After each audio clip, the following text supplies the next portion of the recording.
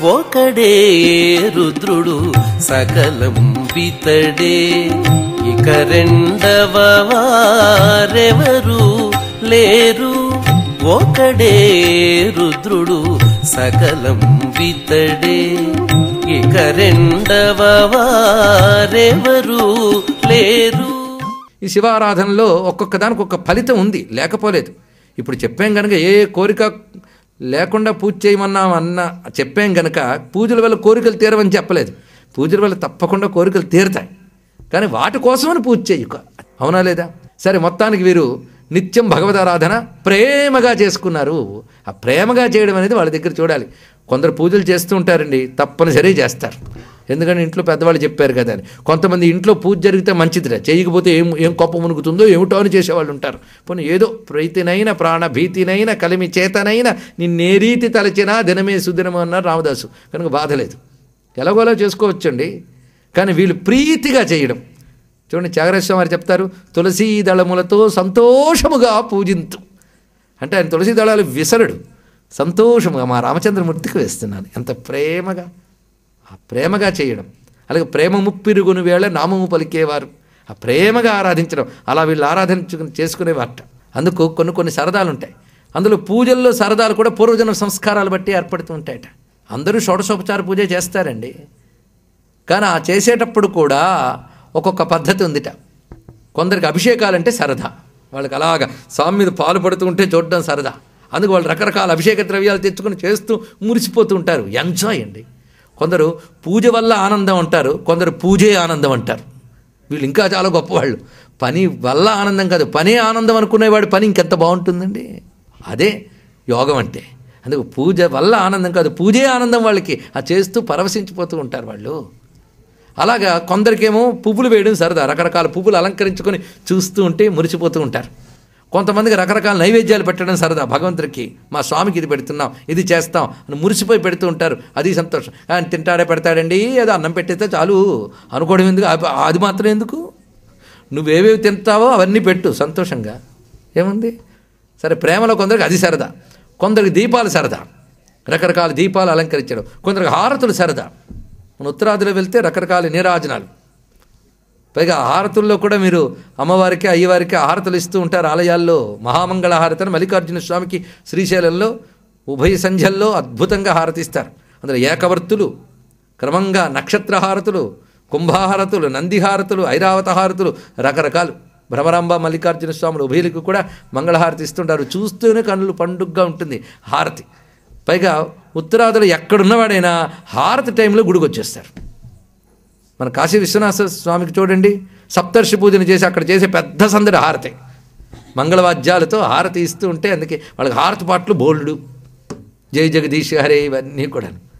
ఇలాగ హారతులు సరదా కొందరికి. ఇలాగా ఉపచారాలు అన్నీ చేస్తారు. అలా ఉట్ట హారతులే కాదు, వాళ్ళు అన్నీ చేసినా దానికి ఎక్కువ ప్రాధాన్యం ఇస్తారు. అలాగే వారి వారి అభిరుచుల ప్రకారంగా ఒక్కొక్క దానికి ఒక్కొక్క ప్రీతి ఉంటుంది, కానీ ప్రతిదానికి ప్రయోజనం ఉంటుంది. అలాగే వీరికో సరదా ఉందిట, అదేమిటంటే ధూపాలు ఇవ్వడం. వీళ్ళకున్న బాధ దరిద్రం, వీళ్ళకున్న సరదా ధూపాలు ఇవ్వడం. కానీ ఈ బాధను మర్చిపోయి సరదా తెచ్చుకునేవారట. ఉన్నంతలో ధూపాలు ఇవ్వండి. ధూపాలు ఇవ్వాలంటే ఏం చేయాలి? ఎవడో ఏవో నానా రకాల కెమికల్స్తో కొత్త కొత్తవి తెచ్చి పెడుతూ ఉంటాడు, ఘాటైన ధూపాలు. అవి ఇవ్వడం కాదు ఇక్కడ. ధూపానికి కూడా శాస్త్రం ఉందండి. మనం ఏది చేసినా ఒక శాస్త్రం ఉంది. అంతేగాని ఇప్పుడు ఏవో కొత్త వస్తున్నాయని తెచ్చేయడం కాదు. శాస్త్రబద్ధమైనవి అవునా కాదా చూస్తూ ఉండాలి. మనకు మహాభారతంలో భీష్ముడు చెప్తాడండి ధూపాల గురించి, దీపాల గురించి. మనం అనుకుంటాం భీష్ముడు చాలా వేదాంతాలు చెప్పాడు కదండి, ఇవి అంటే ఇవి కూడా వాటికి ఏం విరుద్ధం కాదు. అందుకే అవి కూడా చెప్తాడు. పువ్వులు, ధూపాలు, దీపాలు అన్నీ చెప్పాడు. ఇవన్నీ ఎవరికి అవసరం అంటే గృహస్థాశ్రమంలో ఉన్నవారికి చాలా అవసరం, అంతే కదా. ఇల్లంటూ ఉన్నాక ఇంట్లో వాళ్ళకి తనకే అన్నీ కావాలి అనుకుంటాం, అన్నీ అనుభవిస్తూ ఉంటాం, తిండి తింటూ ఉంటాం, స్నానం చేస్తూ ఉంటాం, బట్ట కడుతూ ఉంటాం, ప్రకృతి పదార్థాలన్నీ మనం అనుభవిస్తాం, మన వారికి కావాలనుకుంటాం. ఇలా ప్రకృతి పదార్థాలు మనం కోరుకుంటున్నంత కాలము భగవంతుడికి నివేదించాలి. ఈ వాక్యం మనసులో గట్టిగా రాసుకుంటే చాలు. మనం ప్రకృతి నుంచి పదార్థాలు కోరుకుంటున్నంత కాలం భగవంతుడికి నివేదన చేయాలి. నీకు కాంతి కావాలనుకుంటున్నంత కాలం దీపం పెట్టు. నీకు సుగంధము దుర్గంధం అనే భావం ఉన్నంతకాలం ఆయనకు చందనం రాయి. ఇవి తెలుసుకోవాలి. నీకు వస్త్రం కావాలంతకాలం వస్త్రం పెట్టు, నువ్వు తిండి తింటున్నంతకాలం నైవేద్యం పెట్టు, అంతే. అవునా లేదా? కనుక నువ్వు ప్రకృతి పదార్థాలు అనుభవిస్తున్నంత కాలం ఆయనకు నివేదించు. భక్తితో నివేదిస్తే అది వేరే విషయం, భక్తి లేకున్నా చెయ్యివి. ఎందుకంటే నువ్వు అనుభవిస్తున్న ప్రకృతి అంతా నువ్వు తయారు చేసింది కాదు. నువ్వు ఆయన ఇచ్చింది నువ్వు వాడుతున్నావు. ఒకరిచ్చిన వస్తువు వాడుకునేటప్పుడు కృతజ్ఞత ఉండాలా లేదా అండి? మీ ఇంటికి వచ్చే ఎలక్ట్రిసిటీ కోసమే, మీ ఇంటికి వచ్చే కాంతికి, వెలుగుకి, నీటికి డబ్బు కడుతున్నారా లేదా? ఇక్కడ అందరూ కూడా వాటర్ బిల్ కడుతున్నారు కదా, ఎలక్ట్రిసిటీ బిల్ కడుతున్నారు కదా. అంటే నీరు, గాలి, వెలుతురు కోసం డబ్బు కడుతున్నారు నెల. మరి ఏ డబ్బు కట్టకుండా మీరు ప్రకృతిలో ఎంత నీటిని, ఎంత వాటిని పొందుతున్నారు? వాటికి ఏం కడుతున్నారు? వాడికి ఏం కట్టకలే, కృతజ్ఞత కట్టాలి.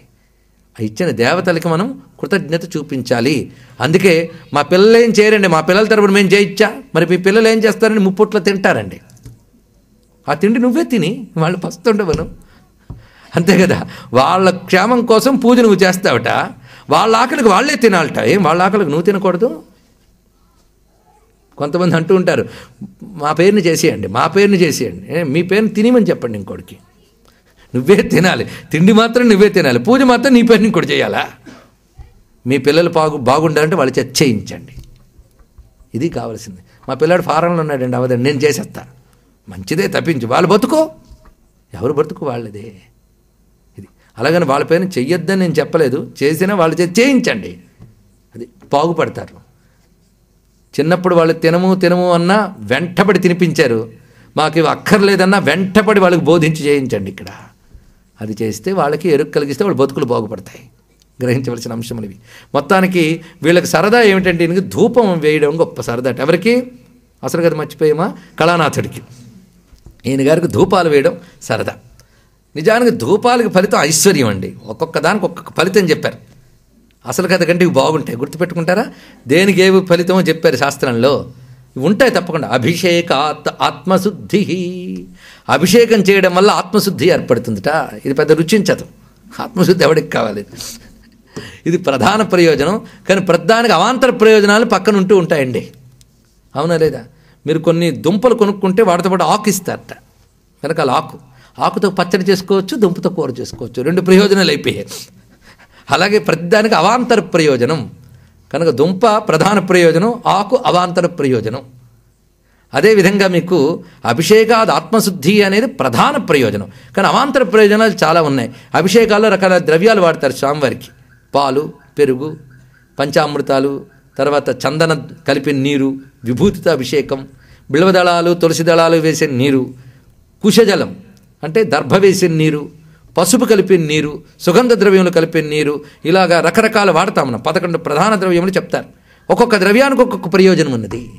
అది క్షీరాభిషేకం చేస్తే వాడికి ఆయుష్ వృద్ధి చెందుతుంది, దధితో చేస్తే ఐశ్వర్యం వృద్ధి జరుగుతుంది, నేతితో చేస్తే సత్కర్మలు లభిస్తాయి, గంధజలంతో చేస్తే పుణ్యం వస్తుంది, ఇలా అన్నీ చెప్పారు. భస్మంతో చేస్తే జ్ఞానం వస్తుంది.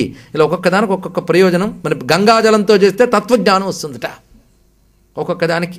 అలాగే ఐశ్వర్యం వచ్చేది. రోగాలు పోవడం కోసం మరికొన్ని ద్రవ్యాలు చెప్పారు. అంటే అవి వస్తాయి. ఇవి అవన్నీ అవాంతర ప్రయోజనములు. ఇవి ఇస్తూ ఆత్మశుద్ధినిచ్చేస్తుంది. అది కావాలి కదా, ముందు చిత్తశుద్ధి కలుగుతుంది. కనుక అభిషేకాలు ఆత్మశుద్ధి. గంధాత్ పుణ్యం, ఇక్కడ ప్రధాన ప్రయోజనం పుణ్యం అంటే పవిత్రత. పవిత్రం చేసే పనులు చేసే అవకాశం ఇస్తుంది గంధం ఇవ్వడం వల్ల. మనం పుణ్యకర్మలు చేసే అవకాశం ఇస్తుంది. గంధానికి కూడా శాస్త్రం ఉందండి. గంధం అన్నారు కదా, పౌడర్ తెచ్చి వేసేయడం. భగవంతుడి దగ్గరేమో బద్ధకం భలే పనిచేస్తుంది మనకి. దానికి తగ్గట్టు దాని మీద కూడా వ్యాపారం చేసుకునే వాళ్ళు ఉంటారు కనుక మన గంధం అరగదీసిన గంధంలో ఆ కుంకుమ అవన్నీ పచ్చకర్పూరం కలిపి తీయడం, అవి చేస్తే దాని సొగసు వేరు. అలా తీస్తున్నప్పుడే కొన్ని పాపాలు పోతాయిటండి. అది ఒక పెద్ద సాధన. ఆ తీసేటప్పుడు కూడా భగవంతుడి కోసం తీసే చందనాన్ని క్లాక్ వైజ్ తిప్పాలి, యాంటీ క్లాక్ వైజ్ తిప్పకూడదు. ఇది గుర్తుపెట్టుకోండి. కేవలం క్షుద్రకర్మలకు అపరకర్మలకు తిప్పుతారు ఇటువైపు నుంచి అప్రదక్షిణంగా. దీనికి మాత్రం ప్రదక్షిణ క్రమంలోనే చేయాలి. భగవంతుడికి ఏది చేసినా. అంతేకాదు సందర్భం వచ్చింది కనుక చెప్తున్నాం. మన ఇళ్లలో కలుపుకున్న పంచదార కాఫీలో కలుపుకున్నప్పుడు కూడా క్లాక్ వైజ్లో కలుపుకోవడం అలవాటు చేసుకోండి. లేకపోతే యాంటీ క్లాక్ వైజ్ అభిచారం అవుతుంది, వాటిలో నెగిటివిటీ ఉంటుందిట. ఆ సైన్స్ తెలియాలంటే ఆయుర్వేదంలో తెలియాలి. వాటి ఎఫెక్ట్ కూడా ఉంటుందండి. మీరు వాడే మెటల్, ఏ మెటల్ పాత్రలో నీళ్లు వాడుతున్నారు, ఏ మెటల్ పాత్రలో పాలు వాడుతున్నారు, అది కూడా మన శాస్త్రం చెప్తుంది. ఇది కేవలం ఆధ్యాత్మికత అనుకోవద్దు, హెల్త్కి కూడా అవి చాలా ముఖ్యమైనవి. అందుకే ఒక ధర్మశాస్త్రవేత్తని, ఒక వైద్య శాస్త్రవేత్తని ఇద్దరిని కూర్చోబెట్టి కానీ మీరు డిస్కషన్ చేయిస్తే ఇద్దరు ఒకటే మాట చెప్తారు. అది భారతీయ సంస్కృతిలో గొప్పతనం. అదే మన ధర్మాలన్నింటిలోని వైద్యశాస్త్రం, బ్రతుకు బాగుపరిచే శాస్త్రం, జ్యోతిష్ శాస్త్రాన్ని కలిపేసి ఒకటి చెప్తారు. శరీరానికి ఒక లావణ్యాన్ని, ఆకర్షణని ఇస్తుంది గంధం వల్ల. ప్రధాన ప్రయోజనం కంటే ఈ ప్రయోజనం చాలా బాగుంది కదండి. కొందరికి లోపల ఉన్నటువంటి పండు కంటే పైన తొక్క బాగా నచ్చుతుందిట. అలా ఉంటాయి అవాంతర ప్రయోజనాలు కొందరికి భలే ఉంటాయి. సరే, అది తీస్తే కానీ ఇది రాదు కనుక నచ్చనేయండి, తర్వాత అయినా లోపల తిరిగి ఎప్పుడైనా తెలుస్తుంది. కానీ దీనివల్ల ఏంటంటే శరీరానికి ఆకర్షణ వస్తుందిట. తర్వాత రాబోయే శరీరాలు ఏవి రావున్నాయో మాకు తెలియదు, అవి మంచి శరీరాలు వస్తాయట. ఇప్పుడున్న శరీరానికి కొంచెం నిగారింపు, లావణ్యాలు వస్తాయి, రెండూ కూడా. అందుకే కుబ్జ గంధం ఇచ్చి గొప్ప శరీరాన్ని పొందింది. చూసారు, అక్కడే వెంటనే స్పాంటేనియస్, ఆయన అక్కడే పుచ్చుకున్నాడు, డైరెక్ట్గా ఇచ్చేసాడు ఫలితం. అక్కడే కనబడుతున్నది కదా మనకి. సరే, మొత్తానికి గంధం యొక్క ఫలితం ఇది. మీ అభిప్రాయాలను, సూచనలను మాకు తెలియజేయాల్సిన చిరునామా భక్తి TV, care of Rachana television private limited, road number 92, Jubilee hills, Hyderabad 5,96,000. మా ఇమెయిల్ ఐడి bhaktihyd@gmail.com. మా వెబ్సైట్ www.bhaktitv.org.